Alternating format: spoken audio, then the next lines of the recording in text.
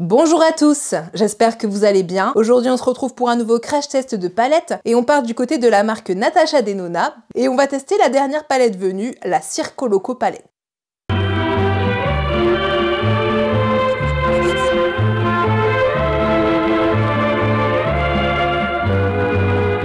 La marque Natasha Denona, c'est la marque de la maquilleuse Natasha Denona du même nom.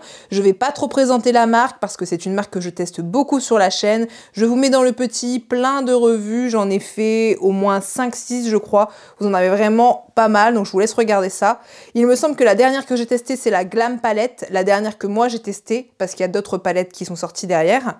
Et donc aujourd'hui, je vais tester la Circo Loco palette. Pour vous la procurer, vous pouvez aller sur natashadenona.com, Sephora, Beautylish, et s'il y en a d'autres, je les mettrai à l'écran. La palette est à 126 € sur sephora.fr. Elle est composée de 15 fards d'environ 2,2 grammes chacun. Pour la colorimétrie, on est dans du multicolore avec du rose, violet, bleu, orange et un peu de doré. Et on a 4 finis de fards différents, des fards poudreux crémeux, des fards mat crémeux, des métalliques pailletés et des métalliques. Et voilà, vous savez désormais tout sur la palette et on va pouvoir passer à la suite. Et comme d'habitude, si vous n'êtes pas abonné à cette chaîne, n'hésitez pas à le faire, on clique sur le bouton, ça me ferait plaisir que vous rejoigniez la communauté et surtout ça encourage les petits créateurs à continuer leur boulot. Et on n'oublie pas le petit pouce bleu qui fait toujours plaisir. Et cette fois c'est parti, on passe au make-up. Bon du coup, j'ai attaché grossièrement mes cheveux pour pouvoir mieux travailler, mon teint est fait, j'ai mis du fond de teint, j'ai poudré, anti-cerne, bronzer, blush. Il y a juste l'highlighter que je vais mettre en off à la fin. La base, je vais aussi la mettre en off juste avant et du coup, on va passer directement aux yeux. Je commence par prendre avec un pinceau fluffy Fantomime et je vais venir le mettre dans le creux de paupière mais du côté interne. Vraiment, il couvrira juste un tiers du creux de paupière. Alors c'est très pigmenté, comme vous pouvez le voir, je suis impressionnée, mais le fard est un peu étrange. Sa texture est bizarre, en fait ça fait des gros morceaux quand ça tombe. Et même il est un petit peu dur à travailler sur certains endroits car il fait quelques trous, mais la pigmentation c'est juste waouh quoi.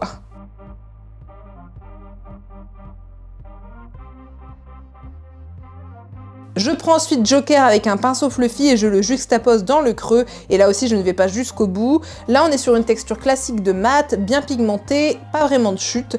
Mais ça reste quand même moins pigmenté que la texture de fard précédente, bizarrement du coup. Mais ça reste quand même ultra pigmenté, quoi. C'est juste que l'autre était tellement pigmenté que je vois la différence. Et j'essaie aussi de faire une transition pas dégueu, bien sûr, comme à chaque fois, même si je monte pas forcément.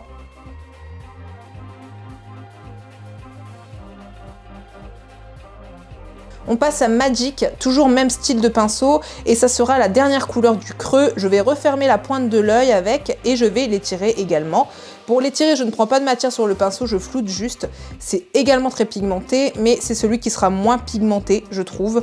La texture, elle est aussi classique, et c'est aussi le plus dur à travailler, je pense, parce que c'est une couleur foncée, c'est un violet, donc c'est un peu plus dur, mais ça se travaille quand même très bien.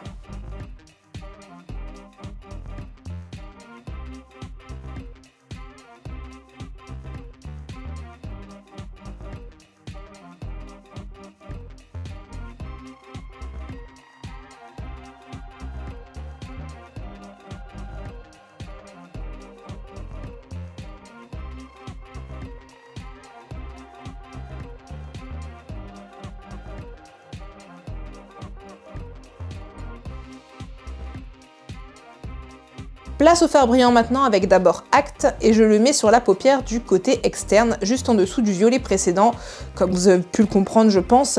Ce fard est vraiment top, il est très beau, très crémeux et il se met tellement bien au pinceau, c'est un bonheur.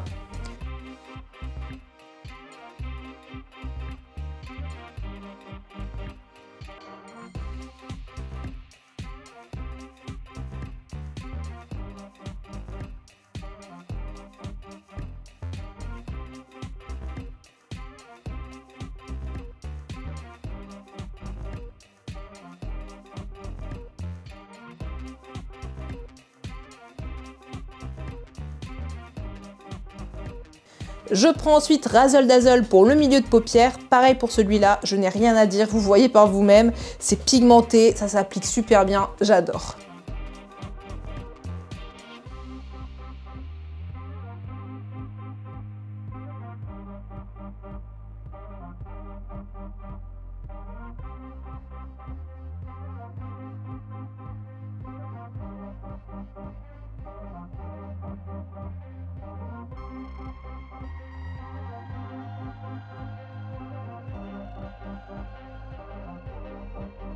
Je termine la paupière avec Flip pour la partie restante. Pareil que les deux autres fards du coup, un vrai plaisir à utiliser. Attention au mélange de couleurs par contre quand on fait les liaisons, puisque là vous avez du bleu et du rose, donc ça m'a donné du violet, donc on fait attention.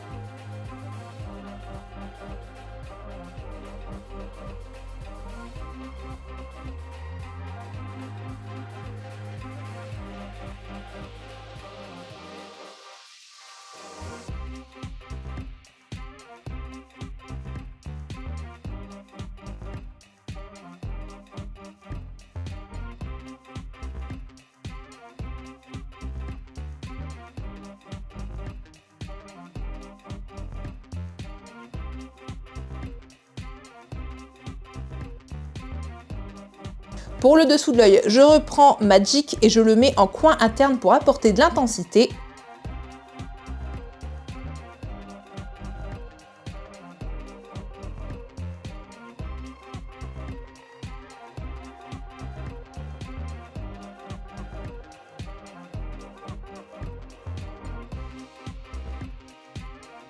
Je prends électrique et je le mets sur tout le ras de cils inférieur. C'est encore un joli fard pailleté crémeux comme j'aime.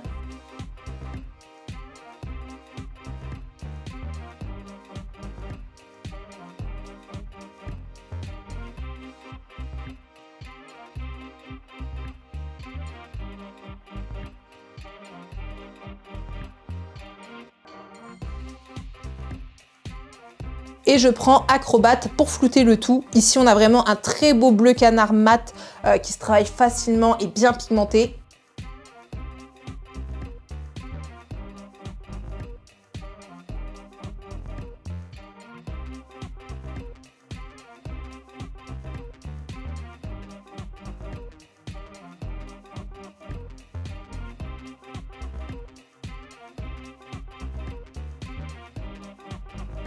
Pour le point de lumière, enfin, je prends Snow Cone et je l'applique au petit pinceau. J'aime vraiment ce genre de couleur parfaite pour le petit point de lumière.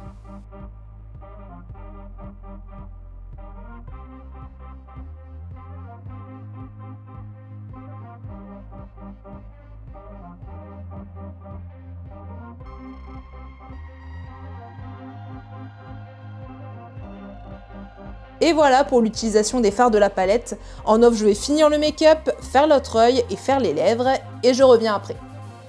Et voilà, je suis de retour. Du coup, j'ai fini mes yeux, j'ai mis du crayon noir, muqueuse interne, muqueuse supérieure, muqueuse inférieure. J'ai mis du liner, j'ai fait le make-up de l'autre côté, puis j'ai rajouté un combo nude pour les lèvres qui vient toujours de chez Beauty Bay, c'est les nudes de chez Beauty Bay là.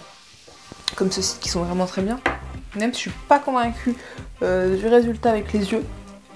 Mais voilà du coup pour ce look avec la Circo Loco de Natasha Denona.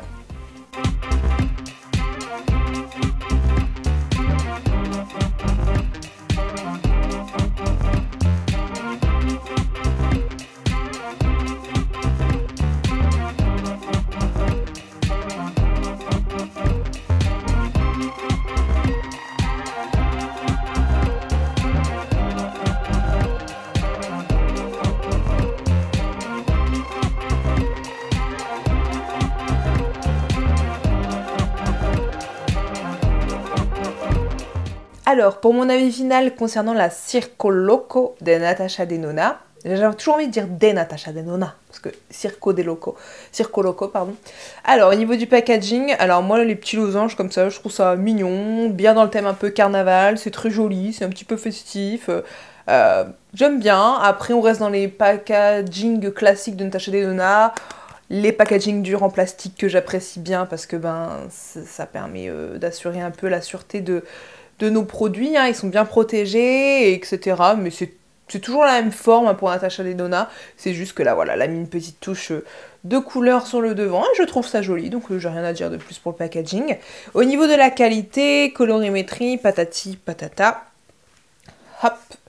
Colorimétrie, moi j'aime bien, c'est coloré, j'aime les palettes colorées. Là on a du coloré, on a beaucoup de fards pailletés et moi c'est ce que je préfère, donc ça me va très bien. Mais je sais que les gens qui sont fans de mat, les mats, il y en a 1, 2, 3 et 4.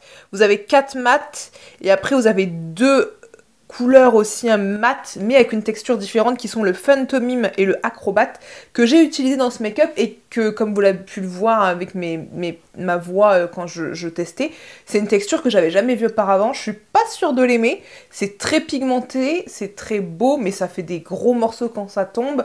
Et ça peut faire des trous un petit peu sur les yeux, donc ben c'est pas l'idéal quoi. Mais après c'est sûr que la couleur elle est vraiment jolie. Moi j'aime bien plutôt les couleurs.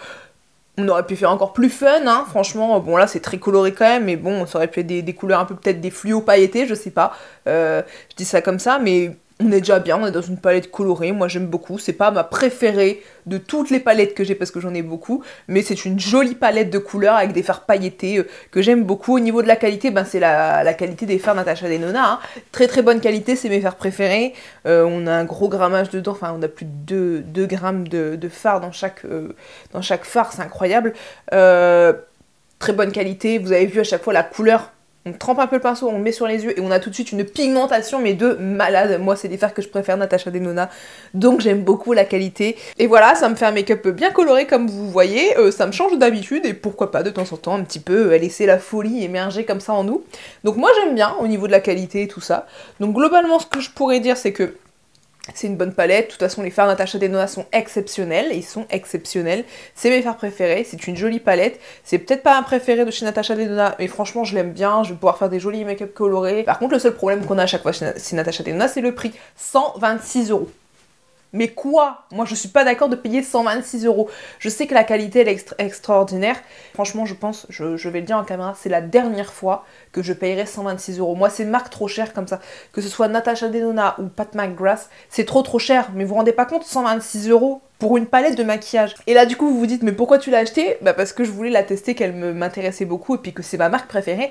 Mais 126 € c'est tellement cher. Après vous avez 10 fois plus de produits aussi, ce qui légitime entre guillemets le prix, mais sincèrement, on finit jamais les palettes, ça sert à rien d'avoir autant de produits, autant avoir une palette diminuée avec un prix plus bas, et tout le monde sera content. De toute façon, on la finira pas non plus celle-là. De Natasha Denona, moi je préfère largement ces formats comme la Sunrise palette, il me semble.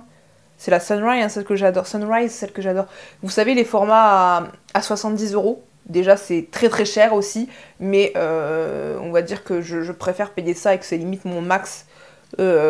Palette 70 €, 126 €, c'est plus possible quoi. Voilà, c'est ça ma critique, mais sinon c'est une très bonne palette et si vous êtes fan de Natasha Denona, que vous aimez les couleurs, etc., pourquoi pas y aller, franchement, la qualité elle est là quoi, j'ai envie de dire, moi je vais continuer à l'utiliser avec grand plaisir. De toute façon, vu le prix qu'elle m'a coûté.